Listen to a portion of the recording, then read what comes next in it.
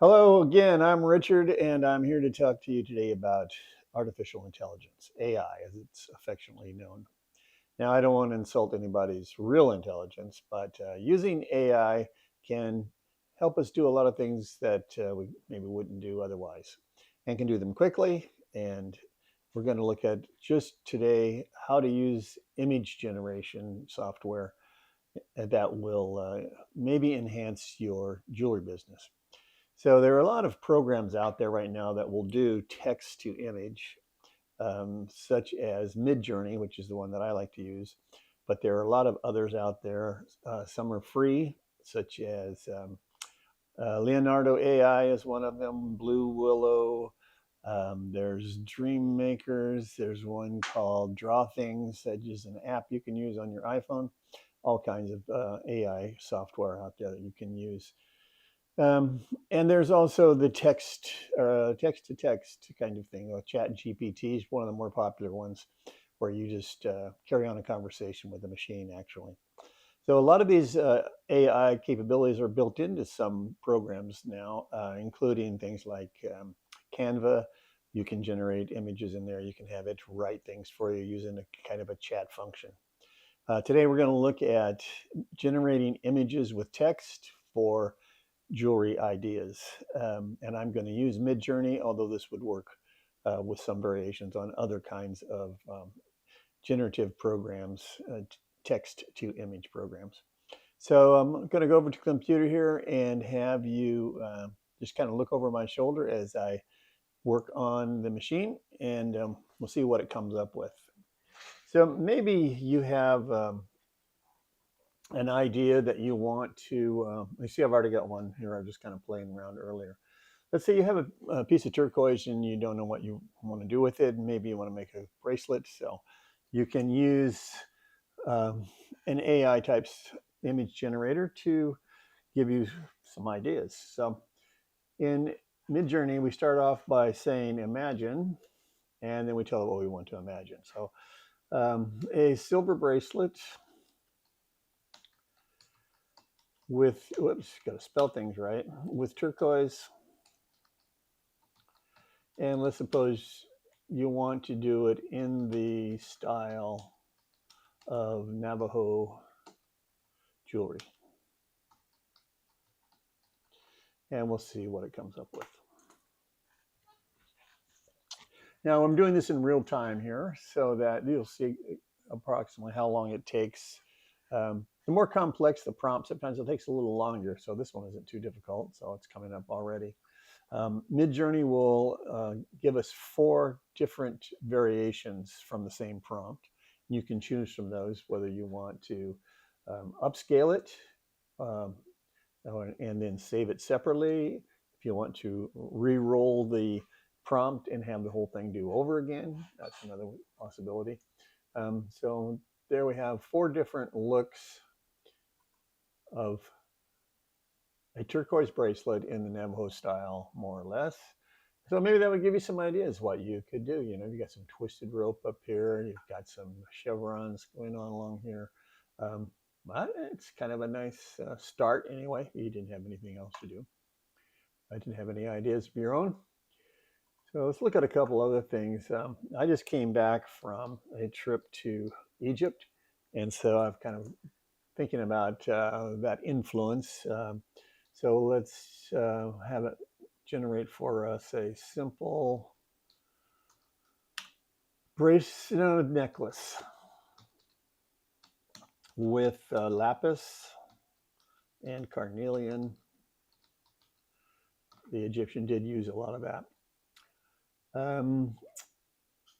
In the style of, got to spell these things right, in the style of ancient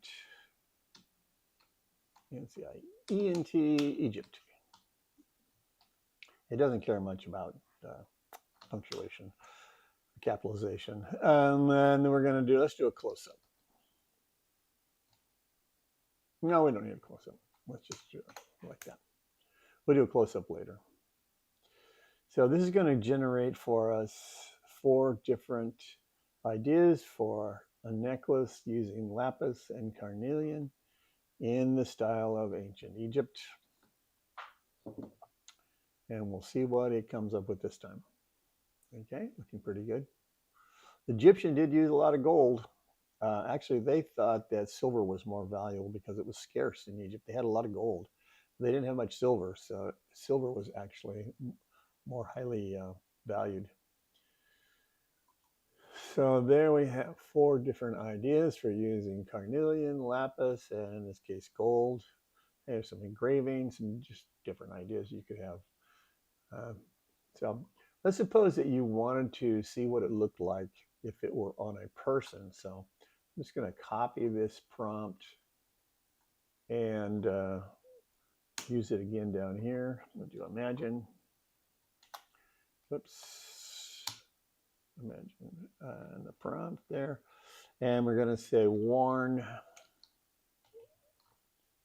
on a beautiful young woman.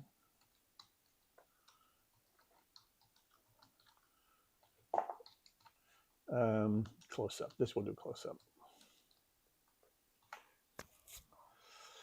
So you can ask the program for different camera angles. You could do from above, wide angle, from a distance, lots of different ways that you could come up with a view of this. I think there's extreme close-up also. You can do what gets in even a little bit closer. But here, this time, you'll see that we have the complete necklace and worn on a person. So you can get an idea of how it might hang. Too bad it won't tell you what dimensions it's got, but there you go. Look at that. All right, once again, just some ideas of what you might do. Depending on the kind of stone you had, you could specify with a square stone, with a triangle stone. So we might do that just to show once again. Let's try one more here. Imagine a silver locket. Let's make it a silver hinged locket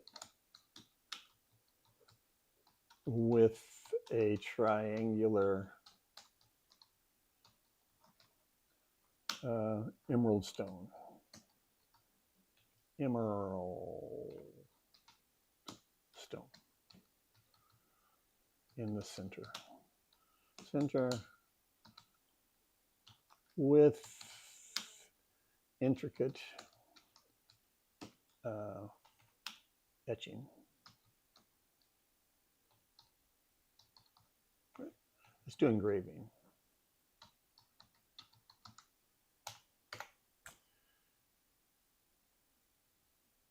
Okay. See if it can recognize the triangular command there. It'll be interesting to see what it comes up with. I'm not sure how it'll handle hinges, but we'll see. Oh, and I made a triangular. It looks like it's mostly triangular lockets as well. So kind of interesting what it's got there.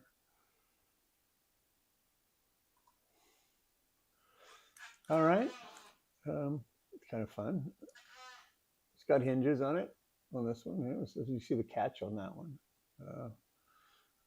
All a little bit different, but it didn't do a triangular emerald. It did triangle, but maybe it got a little confused there. At any rate, it was kind of fun just to see what it can come up with. So there you go. That's a first look at some AI generated jewelry ideas. I hope you find it interesting. Leave me a comment. Tell me what you think about using AI for your jewelry business. Give a thumbs up if you like the video. Subscribe if you haven't so far. And we'll see you again on another video coming up